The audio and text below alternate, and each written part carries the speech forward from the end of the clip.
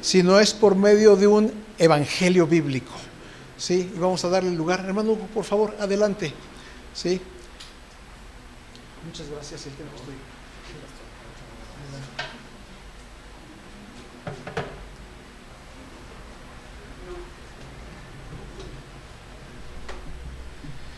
Buen día otra vez, iglesia.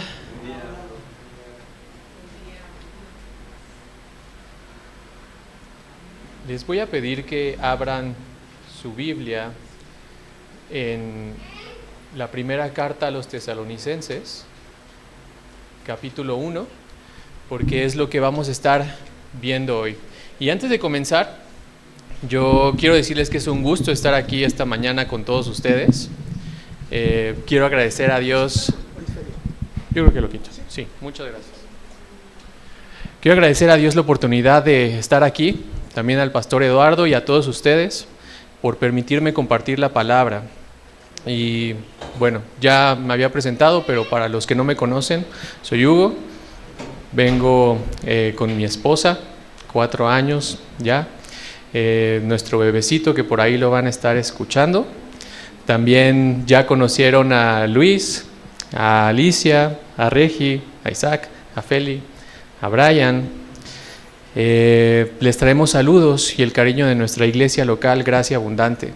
Y aunque no nos congregamos en lugares iguales, somos de iglesias locales distintas, servimos al mismo Señor y creemos en el mismo Evangelio y formamos parte de la misma familia de fe, como veíamos el día de ayer. Entonces, en Gracia Abundante tenemos una costumbre que es leer juntos la Escritura. Y ya que estás ahí en 1 Tesalonicenses 1, del 1 al 10, ahorita me acabo de enterar que tenemos Biblias distintas, las 2 Biblias fieles. Entonces yo voy a leer del verso 1 hasta el verso 8 y al final te voy a pedir por favor que va a aparecer ahí en pantallas el verso 9 y 10. Si tú me ayudas a leer el verso 9 y 10 para que cerremos juntos, eso estaría padrísimo. Entonces, dice la palabra del Señor: Pablo, Silvano y Timoteo, a la iglesia de los tesalonicenses en Dios Padre y en el Señor Jesucristo, gracia a ustedes y paz. Siempre damos gracias a Dios por todos ustedes, mencionándolos en nuestras oraciones, teniendo presente sin cesar delante de nuestro Dios y Padre su obra de fe, su trabajo de amor y la firmeza de su esperanza en nuestro Señor Jesucristo. Sabemos, hermanos amados de Dios, de la elección de ustedes, porque nuestro Evangelio no vino a ustedes solamente en palabras, sino también en poder y en el Espíritu Santo y con plena convicción. Como saben qué clase de personas demostramos ser entre ustedes y por el amor que les tenemos.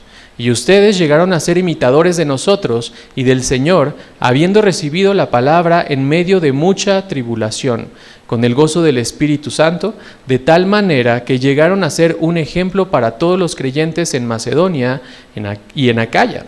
Porque saliendo de ustedes la palabra del Señor se ha escuchado no solo en Macedonia y Acaya, sino también por todas partes la fe de ustedes en Dios se ha divulgado. De modo que nosotros no tenemos necesidad de decir nada. Y ahora sí, ayúdenme todos a leer verso 9 y verso 10. Pues ellos mismos cuentan acerca de nosotros de la acogida que tuvimos por parte de ustedes y de cómo se convirtieron de los ídolos a Dios para servir a Dios vivo y verdadero y esperar de los cielos a su Hijo, al cual resucitó de entre los muertos, es decir, a Jesús, que nos libra de la ira venidera. Oremos. Padre, te damos gracias porque eres bueno y eres fiel. Gracias por permitirnos estar aquí, reunidos como tu pueblo, y por el privilegio de abrir tu palabra juntos esta mañana.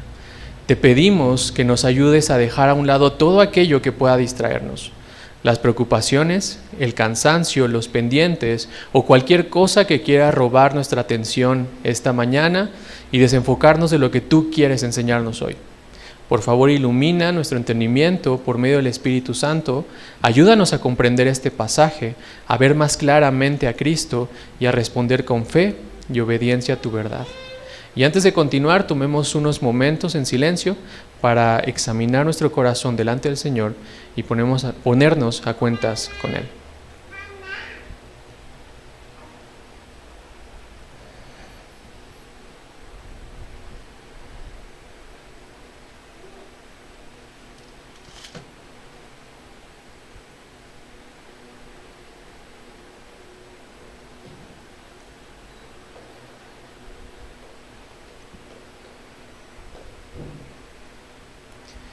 Padre, gracias porque en Cristo encontramos perdón, gracia y esperanza. Ahora háblanos por medio de tu palabra y permite que ella produzca fruto en nuestras vidas para tu gloria. Te lo pedimos en el nombre de Jesús. Amén. Y en pantallas hay una pregunta que quisiera hacerte esta mañana. Si Cristo visitara hoy nuestra iglesia local, ¿qué diría? Si Cristo visitara hoy nuestra iglesia local, ¿qué diría? ¿Qué destacaría de nuestra congregación? ¿Hablaría de nuestras actividades? ¿Hablaría de nuestros ministerios? ¿Hablaría de nuestra asistencia los domingos? Porque vivimos en una época donde las iglesias suelen evaluarse por criterios visibles. Muchas veces pensamos que una iglesia saludable es saludable porque tiene muchos miembros, porque tiene muchos ministerios, porque cuenta con buenos recursos, porque tiene mucha influencia en su comunidad. Pero cuando abrimos el Nuevo Testamento, nosotros nos damos cuenta que esa no es la manera en la que Dios evalúa una iglesia como saludable. Y eso es precisamente lo que nosotros vamos a encontrar en la primera carta de los Tesalonicenses, capítulo 1. La iglesia de Tesalónica era una iglesia joven, no tenía grandes recursos, de hecho era pobre, no tenía poder político, no tenía edificios impresionantes. Había nacido en medio de una ciudad pagana rodeada de idolatría, oposición y persecución. Sin embargo, cuando Pablo piensa en esta iglesia, lo primero que hace es dar gracias a Dios por ella, porque veía evidencias claras del Evangelio transformando su manera de vivir. Y eso nos lleva al punto principal del sermón que tú tienes aquí en pantallas.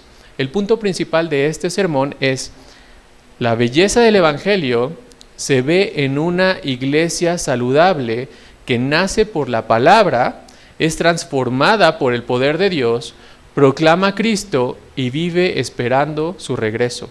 La belleza del Evangelio se ve en una iglesia saludable que nace por la palabra, es transformada por el poder de Dios, proclama a Cristo y vive esperando su regreso. Y esos son los 4 puntos que vamos a estar viendo a lo largo de este sermón que tienes ahí.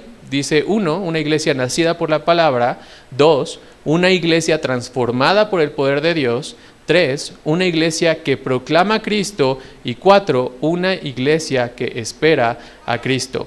No te preocupes si no puedes apuntar todo, yo voy a tratar de hacer unas pausas cuando pongamos las presentaciones, pero se las voy a dejar al pastor Eduardo para que quien las quiera se las pueda dar, ¿sí? Entonces, al mirar la iglesia de Tesalónica, estaremos mirando como un espejo que nos ayudará a examinar nuestras propias vidas y nuestra propia iglesia para preguntarnos, ¿está el Evangelio produciendo en nosotros la misma obra que vemos que produjo en los tesalonicenses? ¿Está el Evangelio produciendo en nosotros la misma obra que produjo en los tesalonicenses? Y vamos a entrar a nuestro punto 1. Una iglesia nacida por la palabra de Dios. Y aquí nos vamos a detener en el verso 1. Ayúdenme a leer todos los hombres, por favor, el verso 1. Dice: Pablo, Silvano y Timoteo, a la iglesia de los tesalonicenses.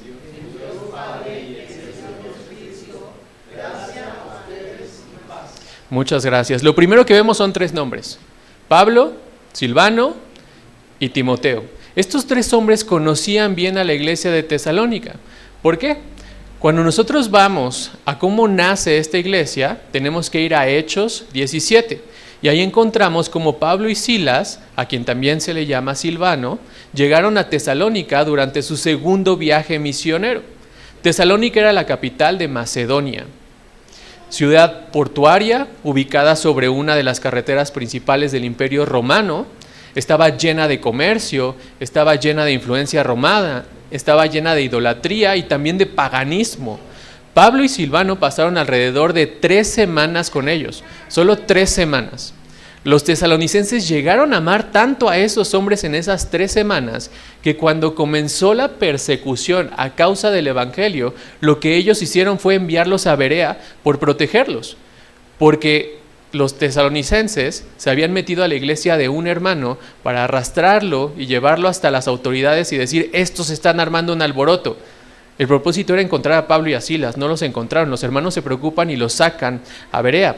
Más adelante vemos que Silas y Timoteo regresan mientras Pablo seguía avanzando, porque los tesalonicenses se enteraron que los mandaron a Berea y dijeron: están allá y no queremos que hagan lo mismo que aquí. Y se fueron hasta allá para arrastrarlos, pero no los encontraron. Entonces Pablo se dispersa y ahora Silvano y Timoteo regresan a Tesalónica para estar con ellos. Entonces, como tú y yo vemos aquí, estos hombres no escriben a alguien que no conozcan. Escriben como hombres que habían sufrido, habían trabajado y habían ministrado entre ellos. Y después Pablo dice a la iglesia de los tesalonicenses: en Dios y Padre y en el Señor Jesucristo. Y Pablo comienza recordándoles quiénes son. Ellos son una iglesia. ¿Qué es una iglesia? Ayer vimos que es un pueblo redimido por y para la gloria de Dios. Ahora veamos el origen de la iglesia en Hechos 17, 1 y 2, que va a aparecer ahí en las pantallas.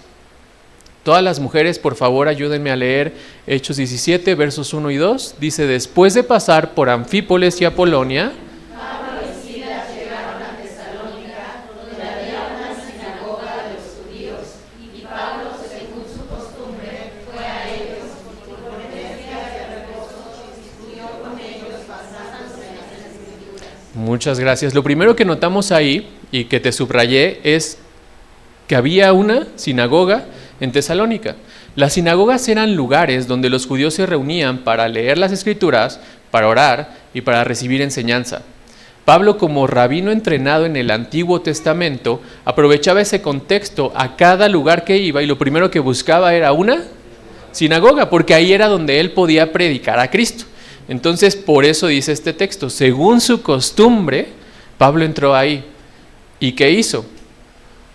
Discutió con ellos basándose en las Escrituras. Las Escrituras en ese momento eran la ley, los profetas y los salmos. Así se refería en ese momento a lo que ahora nosotros conocemos como el Antiguo Testamento. Y ayúdenme a leer el verso 3, todos los jóvenes que están aquí, que serían todos si se consideran jóvenes, ¿no? Entonces, dice el verso 3: explicando y presentando evidencia.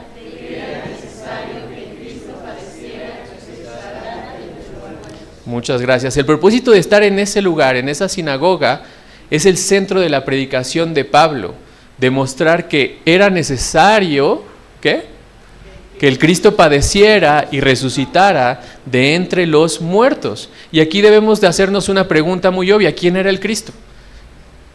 No para nosotros, sino como Brian nos enseñó ayer en la clase de predicación expositiva. ¿Quién era el Cristo? No para nosotros ahorita, sino para los oyentes en ese momento. La palabra Cristo significa Mesías, el ungido prometido por Dios. Los judíos esperaban un rey que iba a ser descendiente de David. Esperaban el cumplimiento de promesas como un reino eterno al hijo de David, que vemos en el segundo libro de Samuel 7, un gobernador, como vemos en Isaías 9, un rey conquistador, un libertador político, alguien que derrotara a los enemigos de Israel y restaurara su gloria. Ese era el Mesías en la mente de los judíos, de quien estaban escuchando. Incluso los discípulos, después de que Jesús resucita en Hechos 1:6, le preguntan que cuándo él iba a restaurar el reino de Israel. El problema era que muchos entendían las promesas de gloria, pero ignoraban lo que Pablo dice ahí, que él tenía que padecer. Ignoraban las promesas de sufrimiento, como Isaías 53. Él herido fue por nuestras transgresiones, como el Salmo 22. No tenían idea de que antes de la corona debía venir la cruz. Por eso Pablo tenía que explicarles con las Escrituras realmente lo que ellas enseñaban, que era necesario que el Cristo padeciera y resucitara de entre los muertos. Y esto es exactamente lo que Pablo también les dice a los corintios en su primera carta. Cristo murió por nuestros pecados conforme a las Escrituras, fue sepultado y resucitó al tercer día, y repite, conforme a las Escrituras, conforme a lo que vemos en la ley, en los profetas y en los salmos. Ahora, la otra pregunta que nosotros tendríamos que hacer es, ¿por qué era necesario que ese Cristo padeciera y resucitara? La historia bíblica comienza con Dios. En el principio creó Dios los cielos y la tierra. La historia bíblica comienza con Dios. Y lo primero que nos muestra es que Dios es perfectamente santo y perfectamente justo. Isaías lo registra así: santo, santo, santo es el Señor de los ejércitos. Su santidad significa que Él no puede convivir con el pecado y Él está apartado de todo. Y su justicia exige que el pecado sea castigado. Y ahí aparece un gran problema que nosotros vemos en Génesis 3. Adán y Eva pecan, la muerte entra al mundo y el hombre queda separado de Dios, bajo condenación y bajo su ira divina. Y el resto del Antiguo Testamento solo muestra que el problema se extiende a través de la historia. Caín mata a Abel, Israel se rebela una y otra vez, una y otra vez, una y otra vez, pero desde el mismo Génesis 3 aparece la esperanza. Dios promete una descendencia que aplastaría la cabeza de la serpiente, y desde ese momento toda la historia bíblica apunta hacia ese Cristo, apunta hacia ese Redentor. Y Dios lo enseña a través de sacrificios. El pecado produce muerte y su santidad exige sustitución. Alguien tiene que morir en lugar del pecador. Por eso vemos el Cordero de la Pascua, por eso vemos el día de la expiación en Levítico 16, por eso vemos sangre derramada constantemente año tras año, año tras año, pero todos esos sacrificios eran temporales. ¿Qué es lo que dice Hebreos 10? Hebreos 10 dice: la sangre de los animales no puede quitar el pecado. No hay forma que pueda haber sustitución en eso. Todo apuntaba al verdadero Cordero de Dios, anunciado en Isaías 53. El herido fue por nuestras transgresiones. Entonces, ¿por qué era necesario que el Cristo padeciera? Porque todos pecamos, porque todos tenemos un problema, y el pecado debe ser castigado. La justicia de Dios debe satisfacerse, y el hombre no puede salvarse a sí mismo. Necesitábamos un sustituto perfecto. Por eso Pablo apunta a Jesús en Hechos 17:3. Ayúdame a leerlo en esa. Dice: explicando y presentando evidencia de que era necesario que el Cristo padeciera y resucitara entre los muertos. Este Jesús, a quien yo les anuncio, es el Cristo. Exacto. ¿Quién es el Cristo? Pablo les está explicando con las Escrituras y les dice: hey, ¿ya vieron esto? ¿Te das cuenta que toda la Escritura apunta a que era necesario que el Cristo que tú conoces desde pequeño, era necesario que padeciera y que resucitara? Sí, era necesario, lo vemos claramente porque nos lo acabas de explicar. Ok, bueno, ahora que lo ves, yo sé quién es ese Cristo. Ese Cristo es Jesús. Jesús vino al mundo tal como Dios lo había prometido. Vivió perfectamente donde Adán falló y vivió sin pecado. Murió en una cruz cargando el pecado de su pueblo. El Señor hizo que cayera sobre él la iniquidad de nosotros, y al tercer día él resucitó. Venció el pecado, venció la muerte, venció al enemigo. Ese es el centro del mensaje cristiano. Este es el Evangelio. La iglesia de Tesalónica no nació de consejos morales, no nació de autoayuda religiosa, no nació porque Pablo dijera: ¿cómo le hago para atraer su atención? Lo que el pastor Eduardo decía hace un momento, no tuve que traer un evangelio para Luis Miguel, no tuve que traer un evangelio para los pobres, no tuve que traer un evangelio, no tuve que hacerlo atractivo de alguna forma para que ustedes voltearan a ver. El evangelio es esta noticia maravillosa que, si el Señor quiere, nos abre el entendimiento y nos hace ver nuestra condición, pero también nos hace ver a Cristo. Y eso es conversión que ahorita vamos a ver. Y eso conecta perfectamente con lo que Pablo dice más adelante en el verso 5 de 1 Tesalonicenses, capítulo 1, que tienes ahí. Dice: porque nuestro evangelio no vino a ustedes solamente en palabras, sino también en poder y en el Espíritu Santo y con plena convicción.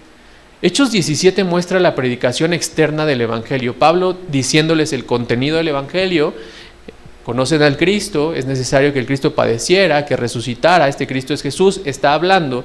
1 Tesalonicenses 1:5 muestra la obra interna del Espíritu Santo, donde ahí dice: no vino solamente con palabras, es decir, no nada más les expliqué qué fue lo que pasó.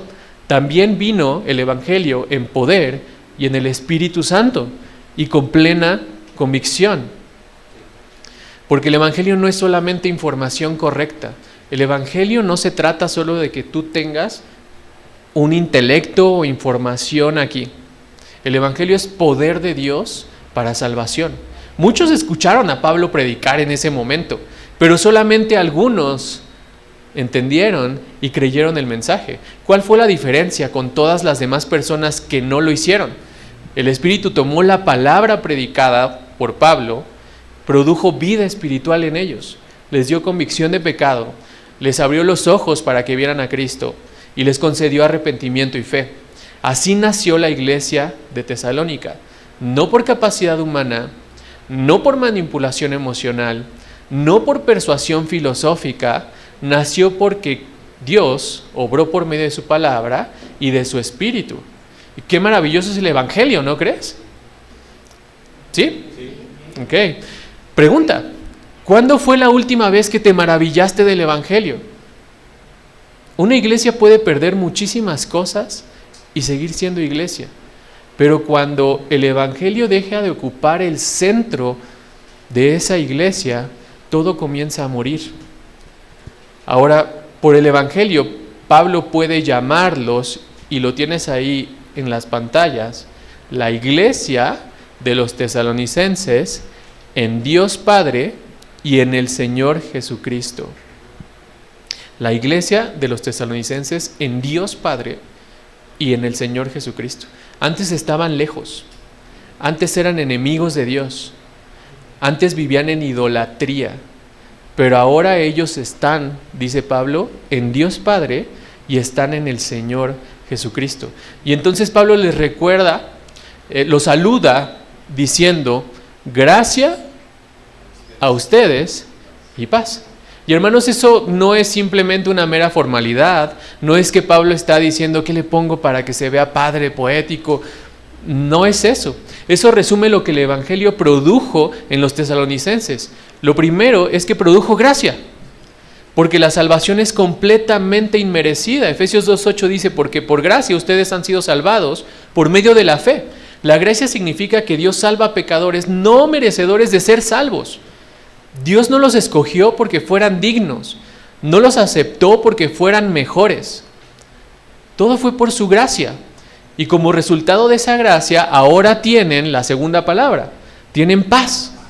Romanos 5:1 dice: justificados pues por la fe, tenemos paz para con Dios, ¿por medio de quién? De nuestro Señor Jesucristo. Antes estaban bajo ira, antes estaban condenados, antes eran enemigos, pero ahora, por medio de Cristo, tienen paz con Dios.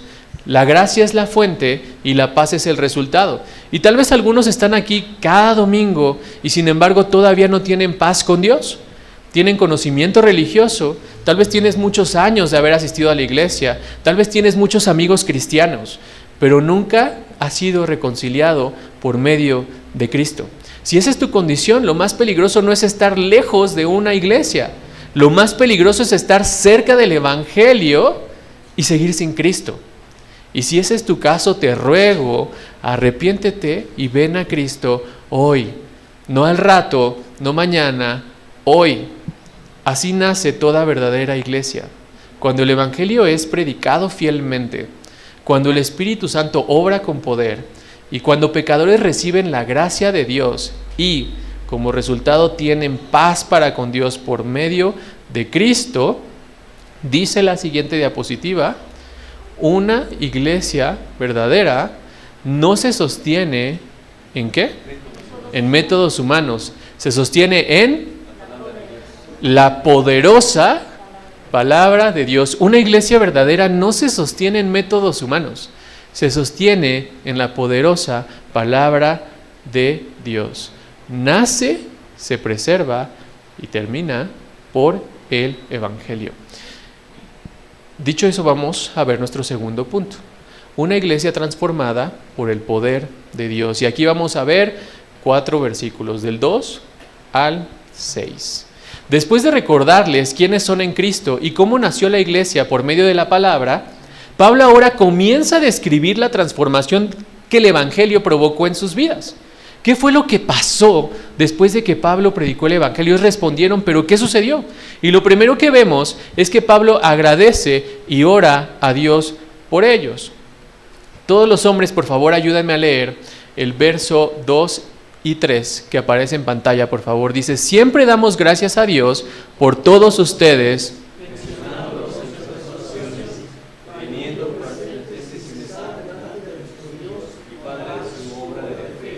su trabajo de amor y la firmeza de su esperanza en nuestro Señor Jesucristo. Muchas gracias. Pablo agradece porque ve evidencia concreta de la obra de Dios en la vida de estas personas y menciona 3 evidencias muy claras. La primera que vemos es su obra de fe, la segunda es su trabajo de amor y la tercera es la firmeza de su esperanza. La primera es su obra de fe. Primero Pablo dice su obra de fe. La fe verdadera produce fruto. Santiago dice la fe sin obras está muerta. La fe bíblica no es simplemente conocimiento intelectual, no es simplemente emoción pasajera, no es tradición religiosa heredada. La fe salvadora es confianza plena y total en Cristo, que une al pecador con Jesús y transforma su vida. Esa es la verdadera fe. Eso fue lo que pasó en el relato que vimos en Hechos 17. La fe de los tesalonicenses produjo un cambio visible. Tanto cambió su vida que en el verso 6 de Hechos 17 dice que sus enemigos los acusaban diciendo, estos son los que trastornan el mundo entero. También han venido hasta acá.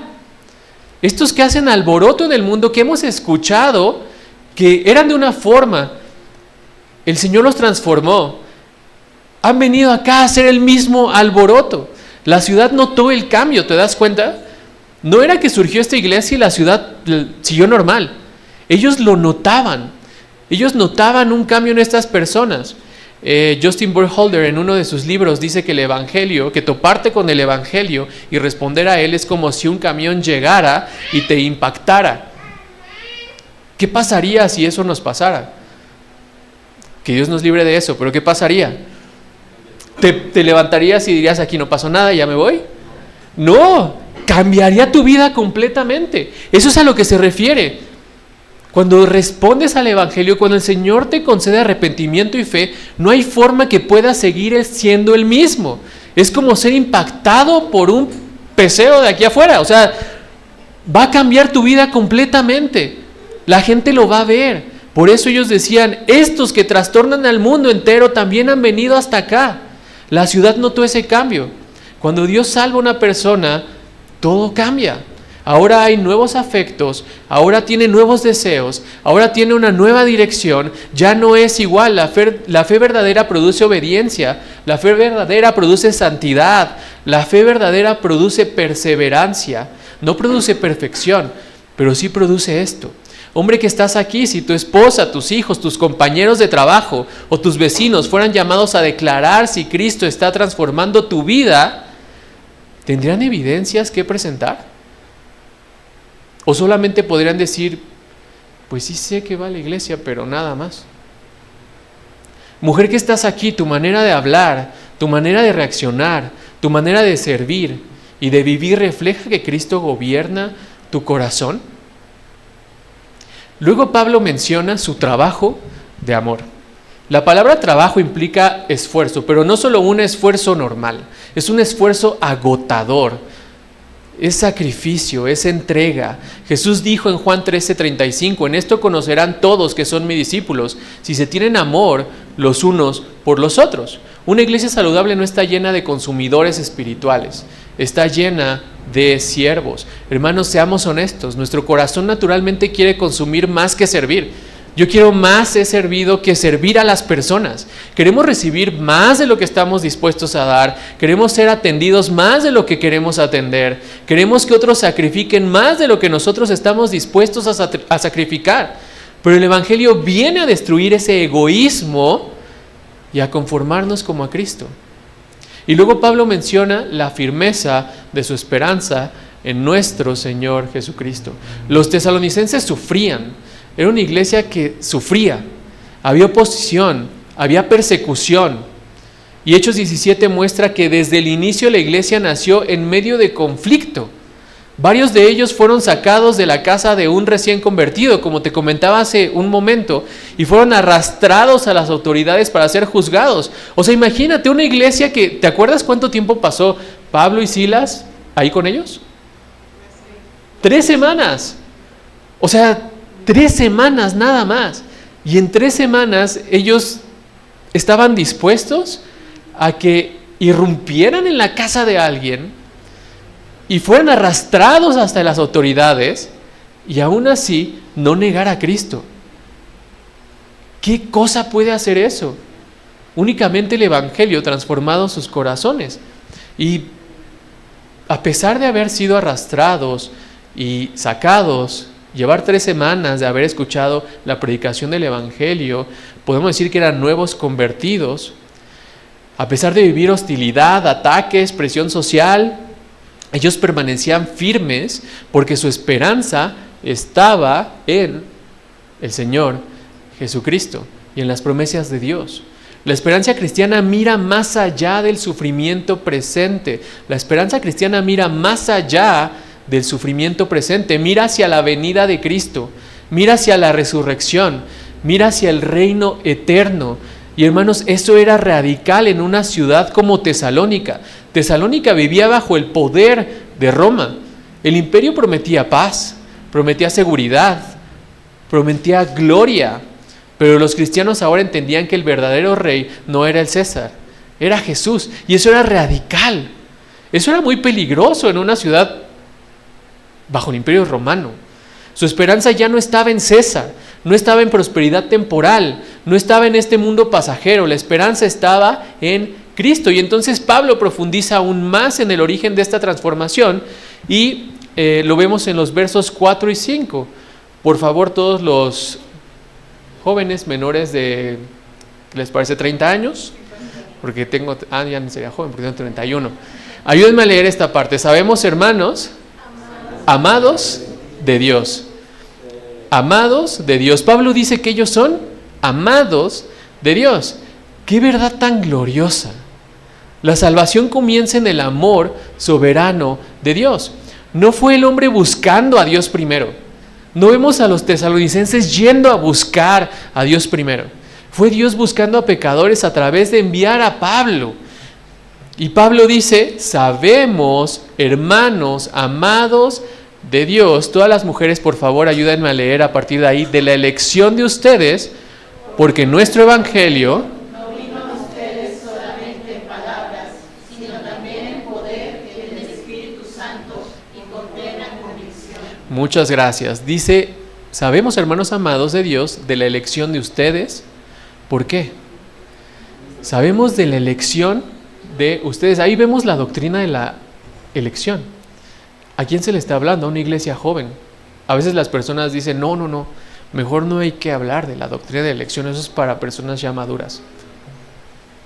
Y la Escritura nos muestra que las verdades son verdades independientemente de cuándo se digan, de cómo se digan y de quién las digan. Entonces, ¿cómo saben que ellos son elegidos de Dios? Bueno, Pablo lo sabe porque les está diciendo, vieron evidencia de la obra de Dios en ellos. No está hablando de especulación teológica fría, no está hablando de misticismo, de yo siento que ustedes son elegidos por algo así. Tal vez si tú te preguntas, Señor, ¿yo soy elegido? ¿De verdad yo he nacido de nuevo? Aquí Pablo te va a dar la respuesta. El Evangelio llegó a ellos en poder y en el Espíritu Santo, y también llegó con plena convicción. No solamente como un sonido externo, ellos no solo conocían el contenido del Evangelio, la palabra llegó en obra interna del Espíritu Santo, porque solamente el Espíritu puede resucitar muertos espirituales. Solo el Espíritu puede quitar ese corazón de piedra y poner un corazón correcto. Solo el Espíritu puede abrir los ojos de los ciegos. Y Pablo añade en el verso 5, como saben qué clase de personas demostramos ser entre ustedes por el amor que les tenemos. Pablo no solamente les predicó el Evangelio. Pablo no solo llegó y dijo, mi deber aquí es predicarles el Evangelio y ya me voy. Vivió de una manera coherente con él. Él predicó y vivió coherentemente con el Evangelio. Y eso también es importante para la iglesia de hoy. La proclamación fiel debe ir acompañada por vidas transformadas. La predicación, la proclamación fiel debe ir acompañada por vidas transformadas. Y finalmente nos dice en el verso 6, ayúdenme todos los hombres por favor a leer, dice, y ustedes llegaron a ser imitadores de nosotros y del Señor, habiendo recibido la palabra en medio de mucha tribulación, con el gozo del Espíritu Santo. Muchas gracias. Ellos recibieron la palabra en medio de ¿qué? De muchísima tribulación. Jesús dijo en Juan 16:33, en el mundo tendrán tribulación, pero confíen, yo he vencido al mundo. La marca de una fe genuina no es una ausencia de problemas, es perseverancia en medio de ellas. La marca de una fe genuina no es ausencia de problemas, es perseverancia en medio de ellas. Y lo más sorprendente es esto, dice que ellos la recibieron en medio de tribulación, ¿pero cómo? Con el gozo del Espíritu Santo. La iglesia de Tesalónica sufría, sí, pero tenía gozo. Era perseguida, sí, pero perseveraba. Era atacada, también, pero permanecía firme. ¿Y cuál era esa explicación? El poder transformador de Dios. Porque el gozo cristiano no depende de circunstancias temporales, depende de Cristo. Y ayúdame a leer esta frase que te puse al final. Una iglesia verdadera se reconoce por sus frutos.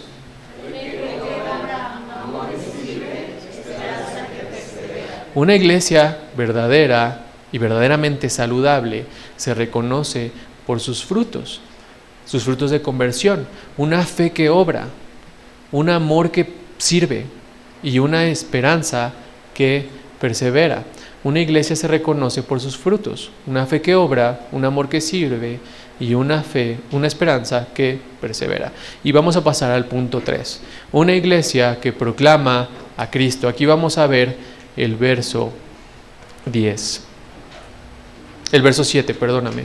Después de mostrarnos cómo nació esta iglesia por medio de la palabra y cómo fue transformada por el Evangelio, Pablo ahora nos muestra el resultado natural de esa transformación. Y toda la iglesia, por favor, ayúdeme a leer el verso 7. Dice, de tal manera que llegaron a ser un ejemplo para todos los creyentes en Macedonia y en Acaya.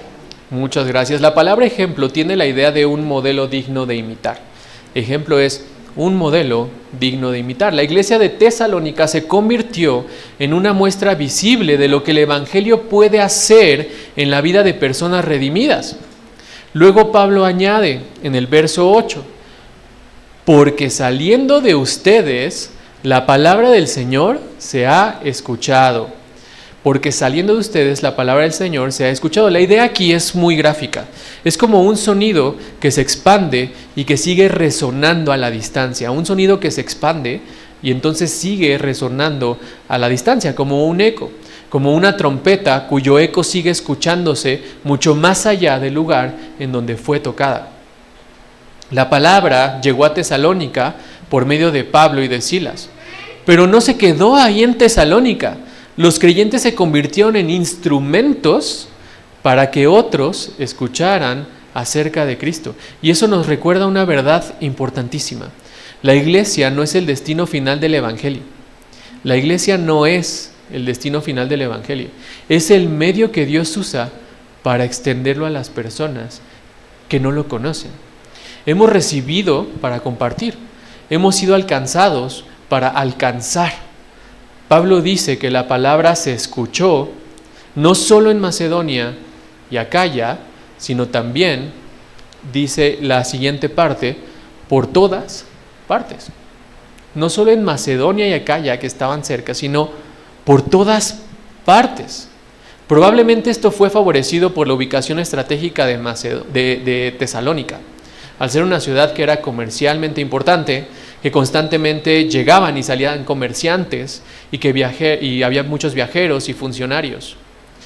Dios usó esta ubicación en su soberanía para extender el evangelio de Cristo a todas partes.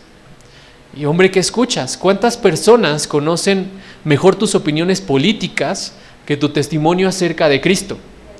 ¿Cuántas personas saben más de tus equipos, de tus negocios o de tus aficiones que de tu Salvador?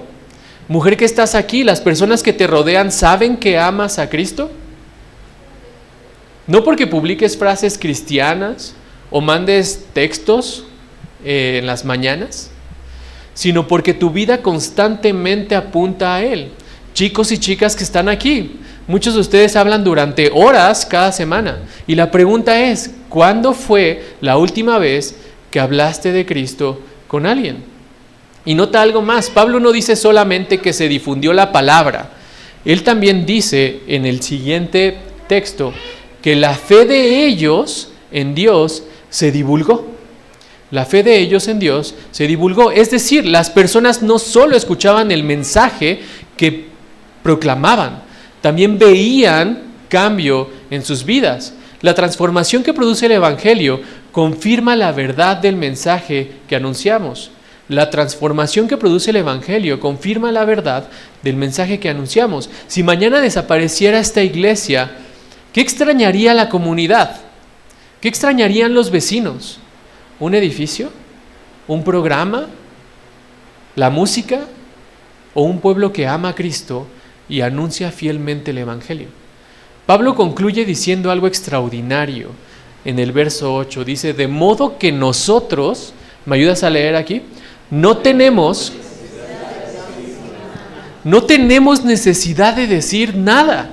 La reputación espiritual de esta iglesia se había extendido tanto que cuando Pablo llegaba a otros lugares, las personas ya conocían lo que Dios había hecho en Tesalónica.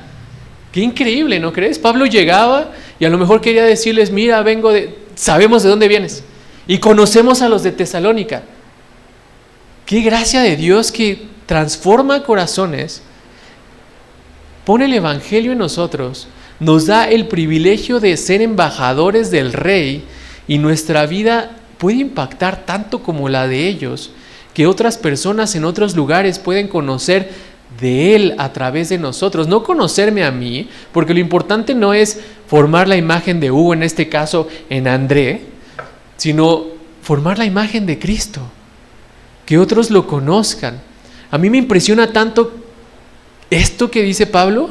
Llegábamos a otros lugares y no había necesidad de decir nada, ya los conocían, pero no los conocían porque los tesalonicenses son buena onda, porque son los mejores, porque nos caen bien. Conocían la obra de Dios en ellos. Su testimonio hablaba por sí mismo, no porque fueran perfectos, no porque fueran famosos, no porque tuvieran redes sociales, no porque subieran contenido diario, sino porque la obra de Dios en ellos era evidente. Y eso nos lleva a preguntas muy importantes. ¿Qué dice el mundo acerca de nuestras iglesias locales? ¿Qué ven las personas cuando observan nuestras vidas, en nuestro trabajo, en nuestra escuela, en donde tú estés? ¿Ven simplemente una organización religiosa? ¿Ven solamente actividades? ¿Ven conflictos y divisiones? ¿O ven un pueblo transformado por el Evangelio de Jesucristo? Porque la reputación más poderosa de una iglesia no es su tamaño, no es su edificio, no es su presupuesto, no es la influencia cultural. Es una comunidad de personas cuya vida muestra el poder transformador de Cristo. Hermanos, cuando una iglesia entiende verdaderamente el Evangelio, no puede permanecer en silencio. No hay forma que yo me lo pueda callar. La iglesia de Tesalónica entendió esa verdad y ahora proclamaban a Cristo. Y ayúdame a leer este cierre de este punto. Una iglesia saludable habla como Cristo, vive como Cristo y lleva a Cristo a los confines de la tierra. Una iglesia saludable habla como Cristo, vive como Cristo y lleva a Cristo a los confines de la tierra. Eso es evangelismo. Y esa sigue siendo nuestra misión. Una iglesia que habla de Cristo, que vive como Cristo y que lleva a Cristo a los confines de la tierra. Y pasemos a nuestro último punto, el punto 4. Una iglesia que espera a Cristo, una iglesia que espera a Cristo. Vamos a ver versos 9 y verso 10. Por eso Pablo aquí resume la vida de los creyentes con 3 acciones muy claras. Dice el verso 9, todos por favor, ayúdenme a leerlo. Pues ellos mismos cuentan acerca de nosotros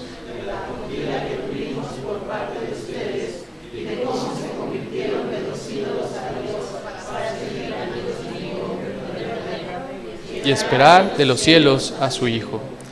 Muchas gracias. Lo primero que nosotros vemos ahí es que ellos, ¿cómo se convirtieron? ¿Cómo se convirtieron? Ellos se convirtieron de los ídolos a Dios. Lo segundo que vemos es para qué se convirtieron. Dice, para servir al Dios vivo y verdadero. Y la tercera acción que vemos, dice que ellos esperaban de los cielos a su Hijo. En otras palabras, su pasado había sido transformado, su presente tenía un propósito y su futuro estaba lleno de esperanza. Veamos la primera parte. Primero vemos una iglesia que abandonó a sus ídolos. Dice el verso 9, pues ellos mismos cuentan acerca de nosotros, de la acogida que tuvimos por parte de ustedes y de cómo se convirtieron de los ídolos a Dios. Pablo nos muestra aquí la conversión bíblica. Y ahí en pantalla te va a aparecer un cuadro que dice conversión. Pablo nos muestra aquí lo que es la conversión bíblica. Pablo lo describe como una moneda que tiene 2 caras inseparables. La cara, por un lado, del arrepentimiento y por el otro tiene la otra cara que es la fe. Estos 2 elementos son inseparables. No hay fe sin arrepentimiento y no hay arrepentimiento sin fe. El arrepentimiento no es simplemente sentirse mal por las consecuencias del pecado. Es un cambio genuino de mente que lleva a un cambio de dirección. Darle la espalda al pecado y a los ídolos, reconociendo que hemos ofendido a un Dios santo, no es una emoción pasajera, es una reorientación de toda la vida. Alguien lo describía así, es como si yo estuviera abrazando mi pecado y entonces hay algo que me provoca desprenderme de él. Esa es una de las caras. ¿Cuál es la otra cara? La fe. La fe tampoco es simplemente creer que Jesús existió. No es simplemente tener la información correcta. No es simplemente asentir a esa información como decían los puritanos. Si yo solo tengo el conocimiento del Evangelio, o sea, como información, la noticia, digámosle así, y yo digo, sí, yo creo que eso es cierto.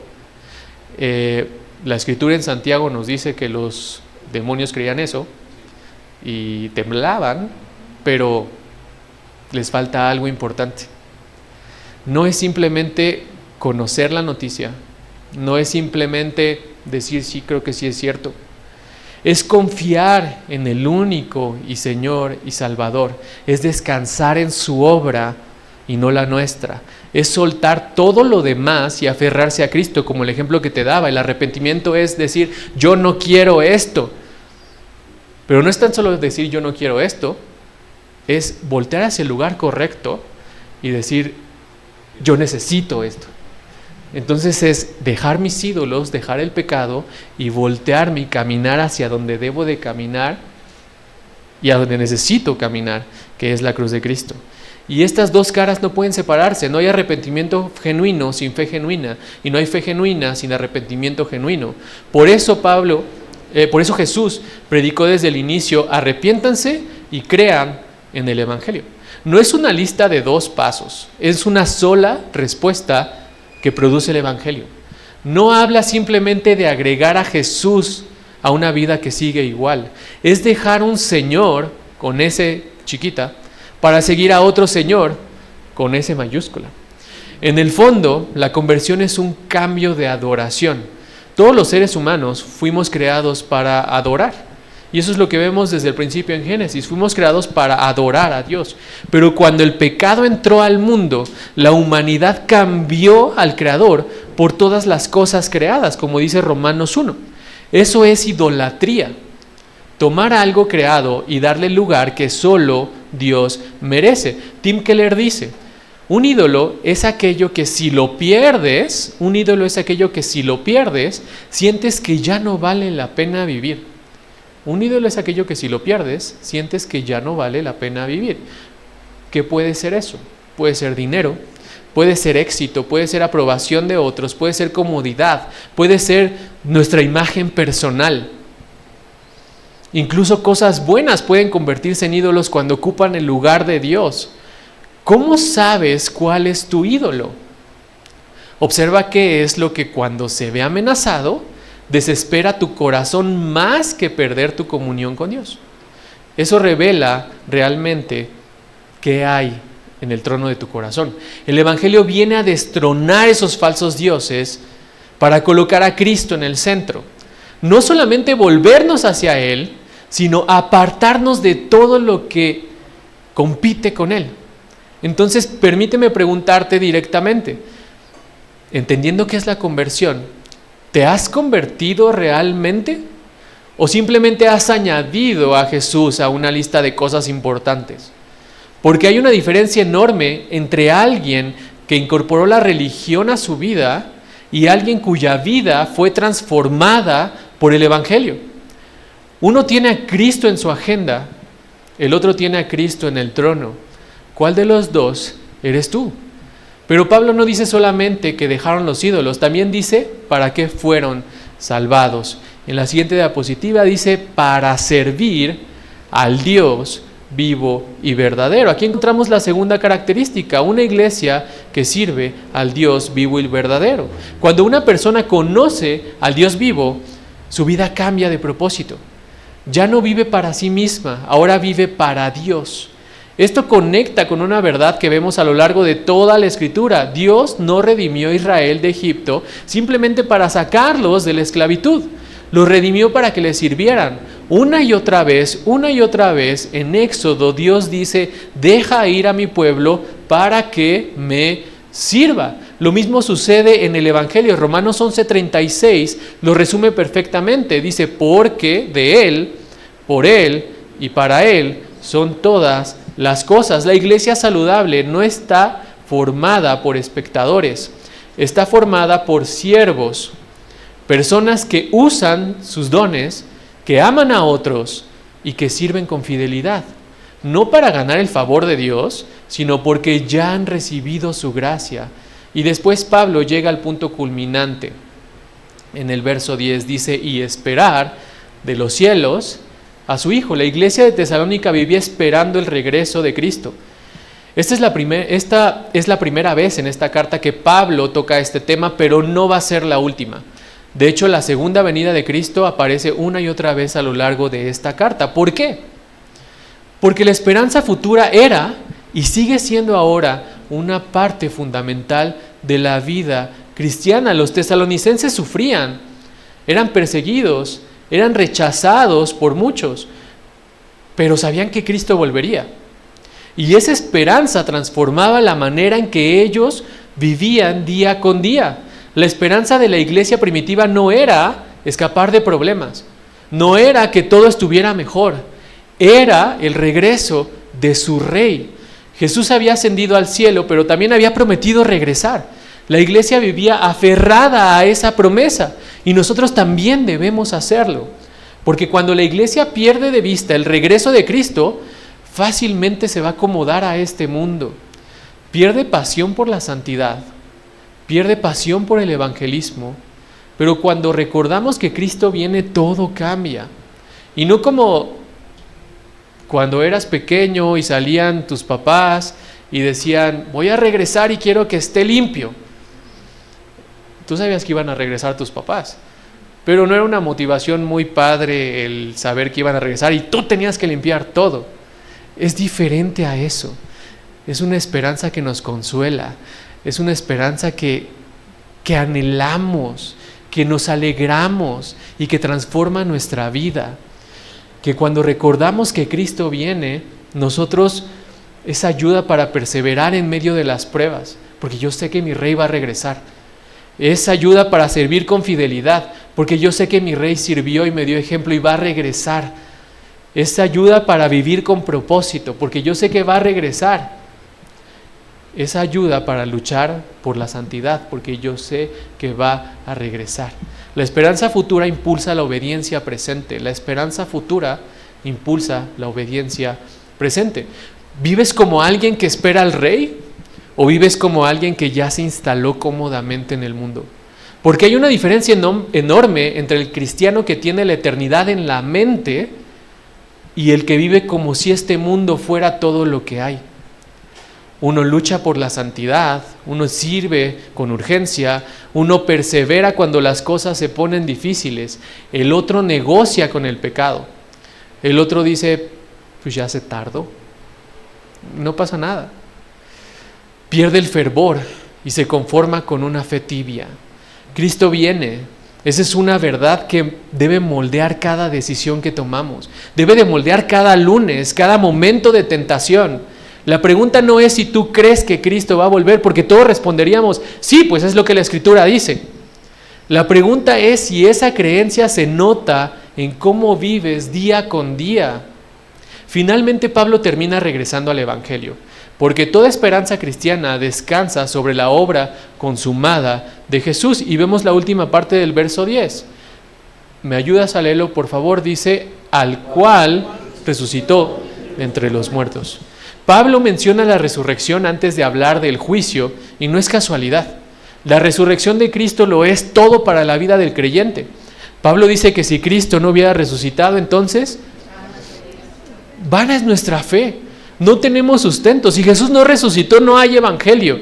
Si Jesús no resucitó, no hay perdón. Si Jesús no resucitó, no hay esperanza. Pero Jesús sí resucitó. La tumba quedó vacía y eso lo cambia todo. La resurrección es la prueba, es el sello de conformidad de que su sacrificio fue aceptado por Dios Padre, de que la muerte fue vencida y de que Él tiene toda autoridad para salvar. Esa es la importancia de la resurrección y por eso Pablo lo menciona. Y ese Cristo resucitado es, dice la segunda parte de este texto, es decir, a Jesús quien nos libra de la ira venidera, porque la Biblia enseña que viene un juicio.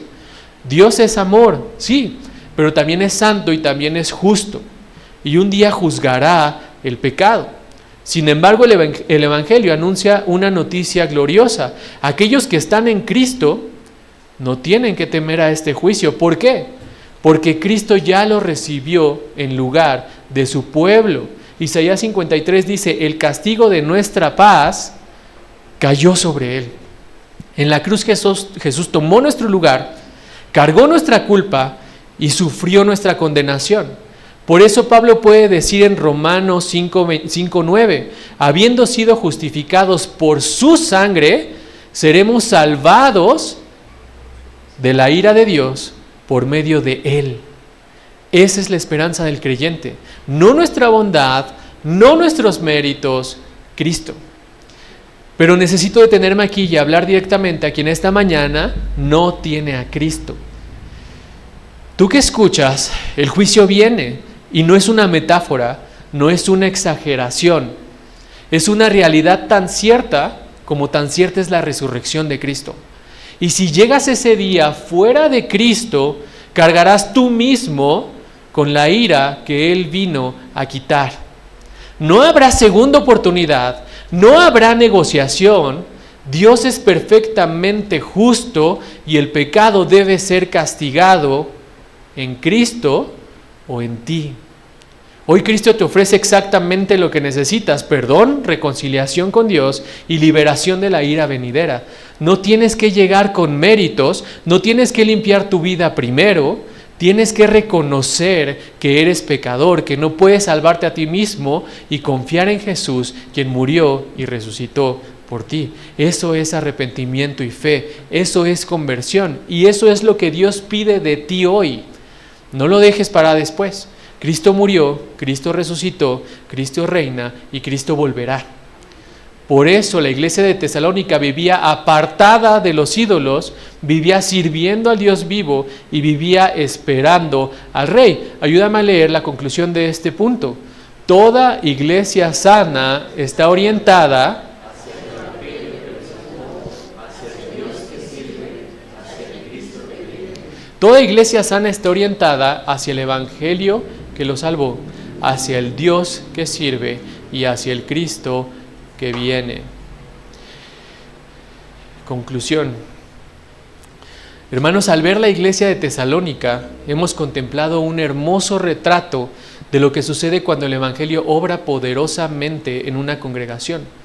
Una iglesia que nació en la palabra, una iglesia transformada por el poder de Dios, una iglesia que proclama a Cristo y que espera su regreso. Y ahora debemos volver a la pregunta con la que comenzamos. Si Cristo visitara hoy nuestra iglesia local, ¿qué diría? ¿Está el Evangelio produciendo en nosotros una obra de fe? ¿Una fe que obra?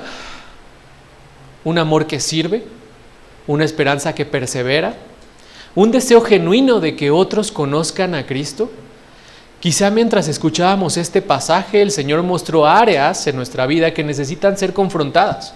Tal vez algunos hemos perdido el asombro por el Evangelio. Tal vez otros hemos permitido que ciertos ídolos ocupen nuestro corazón, el lugar que solo le pertenece a Cristo. Tal vez algunos hemos estado viviendo más para esta vida que para la venida del Señor. Y si ese es tu caso, la respuesta no es fingir que todo está bien por pena que los demás se enteren. La respuesta es volver a Cristo, porque la misma gracia que transformó a los tesalonicenses sigue transformando pecadores hoy. Esa misma gracia que transformó a los tesalonicenses sigue transformando pecadores hoy. La misma palabra sigue dando vida y el mismo Espíritu sigue obrando con poder. El mismo Cristo sigue salvando, restaurando y santificando a su pueblo. Que Dios nos conceda la gracia de ser una iglesia que refleje cada vez más la belleza de su Evangelio para su gloria. Oremos. Padre Celestial, te damos gracias por este tiempo que nos has concedido para reunirnos alrededor de tu palabra. Gracias porque tú sigues hablando a tu pueblo por medio de la Escritura y porque el Evangelio sigue siendo poderoso para salvar, transformar y sostener nuestras vidas. Te pedimos por esta iglesia local, Señor, fortalécela en la fe, ayúdala a permanecer firme en la verdad, a crecer en amor unos por otros y a vivir con la mirada puesta en Cristo. Que sea una congregación que refleje la belleza del Evangelio en medio de su comunidad y que tu nombre sea glorificado a través de ella. Y ahora, Señor, permite que lo que hemos escuchado este día no quede solo en nuestro entendimiento, sino que produzca fruto para tu gloria. Te agradecemos en el nombre de Jesús. Amén. Muchas gracias. Dios te bendiga. Damos gracias a Dios por su palabra, clara, ¿sí? Concisa y precisa para nuestros tiempos. Estamos sembrando una iglesia, estamos iniciando una iglesia, y qué mejor que desde el principio empezar con fundamentos de una iglesia saludable, un evangelio sano, una iglesia fuerte, aferrada al Señor, a su palabra, ¿sí? Con corazones sinceros y viviendo en una vida de santidad, ¿sí? Hermanos, muchas gracias, de todo corazón, muchas gracias. Esta no es su iglesia, su iglesia está allá, pero cuando ustedes gusten venir, aquí estamos para servirles. El púlpito está abierto para ustedes. Este púlpito se queda abierto para cuando ustedes gusten venir y quieran acompañarnos nuevamente, sean bienvenidos. Hemos sido edificados y bendecidos por sus vidas, por sus ministerios y principalmente por su forma de ser. Mis hijas están muy impactadas porque en lo que les hemos podido platicar un poquito, hemos conocido muchos líderes, muchos siervos, ¿sí? Y mis hijas están muy impactadas de cómo tienen un corazón de siervos, de servidores, de amor por la iglesia. Y eso es algo que impacta, eso es algo que bendice y que respalda lo que enseñan, ¿sí? Muchas gracias, ¿sí? Les damos muchas gracias por su vida. Hermanos, Gracias por acompañarnos, gracias por estar aquí. Nos vemos primeramente Dios el próximo miércoles a las 7 de la noche. Nos reunimos para orar, ¿sí? Y el próximo domingo 10 de la mañana. Para los que no sabían, tenemos clase dominical a las 10 de la mañana. Estamos estudiando sectas y a las 11 empieza el culto. Dios les bendiga. Nos vemos primeramente Dios. Cuídense mucho.